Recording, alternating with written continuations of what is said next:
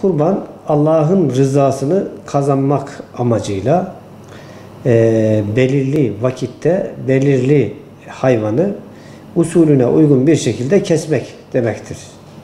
İbadet kastıyla, burada önemli olan ibadet kastıyla Allah'a yakınlaşmak amacıyla belirli usullere göre belirli hayvanı kesmek demektir. Kurbanın tarihi ta insanlık tarihine kadar uzanır. Hazreti Adem Aleyhisselam'a kadar uzanmaktadır. Hani Hazreti Adem'in 2 çocuğundan bahsedilir kurbanda. Kurbanla alakalı Habil ve Kabil. Ayet-i celilede اِذْ قَرَّبَا قُرْبَانًا فَتُقُبِّلَ مِنْ أَحَدِهِمَا وَلَمْ يُتَقَبَّلْ مِنَ الْآخَرِ. Hani o ikisi kurban adamıştı Allah'a. Allah birinden kabul etmişti, diğerinden kabul etmemişti. Yani Habil'den kabul etmişti, Kabil'den kabul etmemişti. Neden? Çünkü Habil'in niyeti samimiydi. Ama Kabil maalesef niyetini samimi tutmadığı için Cenab-ı Hak onun kurbanını kabul etmemişti. Yani bu manada kurban aslında günümüzdeki manasıyla birebir uyuşmuyor.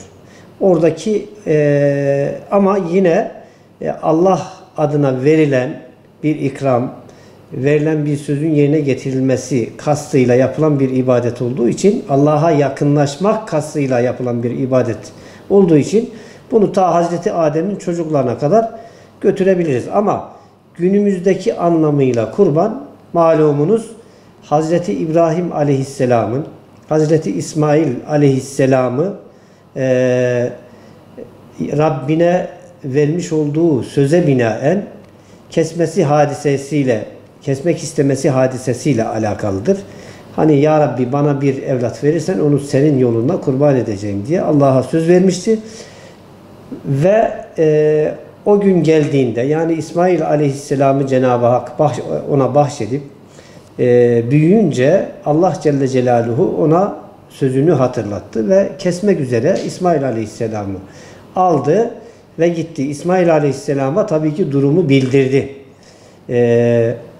Durumu bildirdi ve İsmail Aleyhisselam'ın teslimiyeti burada çok önemli.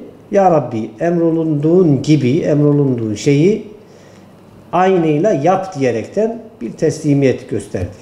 Hem babanın bu konuda vermiş olduğu söz, Hazreti İbrahim'in vermiş olduğu söz çok önemli. Sözüne, ahdine vefa göstermesi, hem de İsmail Aleyhisselam'ın teslimiyeti aslında bize çok önemli şeyler anlatmakta.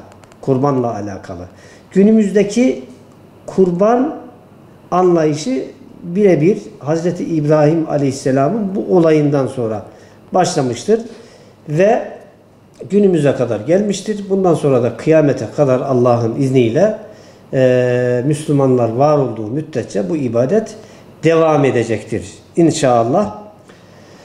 Tabii ki burada niyet çok önemli. Kurbanda niyet çok önemli. Çünkü Cenab-ı Hak ayet-i celilede لَنْ يَنَالَ اللّٰهَ لُحُومُهَا وَلَا دِمَاؤُهَا وَلَاكِنْ يَنَالُهُ التَّقْوَى مِنْكُمْ.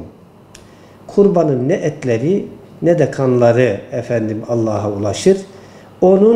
Yani Allah'a ulaşacak olan sizin takvanızdır. Takva nedir? Takva da Allah'tan gerektiği şekliyle korkmak, yani onun emrine imtisal etmek, nehiylerinden kaçınmak.